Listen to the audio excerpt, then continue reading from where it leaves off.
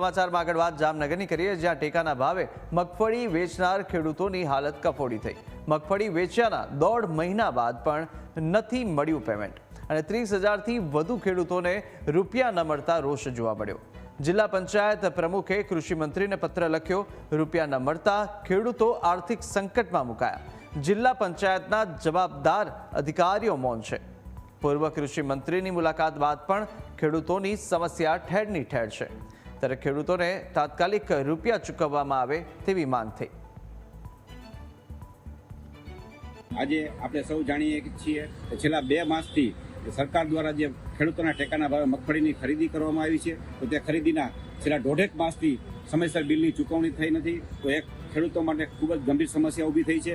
ખેડૂતોને પોતાના સુપર ખાતર જંતુનાશક દવાઓના બિલના પેમેન્ટ ચૂકવવાના હોય, પોતાના બાળ બચ્ચાઓ ભણતા હોય એની ફી ચૂકવવાની હોય, પોતાના ચૂલા સળગાવવા માટે, પોતાના ઘર પરિવાર હલાવવા માટે અનેક પ્રકારની સમસ્યાઓ હોય, તો એ પોતાના સમયસર ખાતામાં પૈસા આવે અને પોતાના હાથ ઉપર પૈસા હોય તો સમયસર ચૂકવી શકે છે। જામનગર જિલ્લા પંચાયતના પ્રમુખે લેખિતમાં જીતુભાઈ વાઘાણીને પત્ર લખીને સૂચના કરી છે કે 31,123 જેટલા ખેડૂતોના બિલ ચૂકવવામાં નથી આવ્યા, તો આનાથી સાબિત થઈ જાય છે તો આથી વિશેષ ગંભીર સમસ્યા કેટલીક હોય। તો આવા સમયે ખેડૂતોએ તાત્કાલિક ખેડૂતોને પોતાના ખાતામાં નાણાં જમા થાય એવા પ્રયત્ન છે। એક તરફ ટેકાના ભાવે ખરીદી કરીને ખેડૂતોની મદદ કરવાની વાત કરવામાં આવી રહી છે, તો બીજી બાજુ એક વિચિત્ર જે વાત છે તે સામે આવી છે। જે ખેડૂતોએ ટેકાના ભાવે પોતાની જણસ વેચી છે તેનું આજ દિન સુધી ચૂકવણું પણ થયું નથી।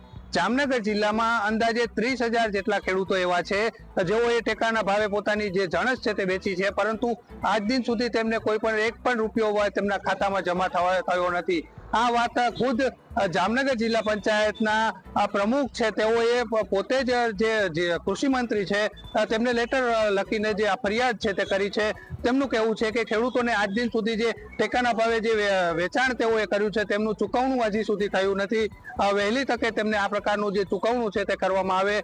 બીજી બાજુ ખેડૂતો પણ ચિંતિત છે કે જે હમણાં લગ્ન સમયગાળો જે લગ્નની સિઝન છે તે આવી રહી છે, ખેડૂતોને પ્રસંગ છે આવી રહ્યા છે, પરંતુ ખેડૂત પાસે હાલ પૈસા નથી, ત્યારે ક્યાંક ને ક્યાંક જે ખેડૂત છે તેમાં ચિંતા જોવા મળી રહી છે। તો બીજી બાજુ ખુદ ભાજપના જે જિલ્લા પંચાયતના પ્રમુખ છે તેઓએ પણ લેટર લખીને કૃષિ મંત્રીને ફરિયાદ કરી છે કે આ પ્રકારે જે ચૂકવણું છે તે હજુ સુધી થયું નથી, ત્યારે વહેલી તકે આ પ્રકારની જે નાણાં છે તે ચૂકવવામાં આવે। Sanjay Vaghela, news capital.